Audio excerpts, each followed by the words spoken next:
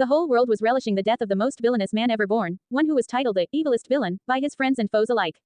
Why, you ask? He committed murders, burned people to death just because they were in his way, and tortured the families of his enemies. But one should ask, if just killing one's enemies is wrong, then what about all those protagonists who just cruise over others like they are just bugs in their valiant paths? The world celebrates their deeds as heroic ones. In the middle of a ruined forest lay a man whose body was riddled with wounds all over. There was a spear stuck in his chest, and one could guess his death was only moments away. But unlike the condition of his body, his face was calm. There was no anger, no fear, no sadness, but his eyes showed regrets. However, his regrets were not about the way he lived his life, but about the fact he could not complete the vow he made years ago. Just a few meters away stood a man with white hair who was surprisingly fine, even after that battle, surrounded by 3 women who looked only a bit tired due to the fight they just had with the dying man.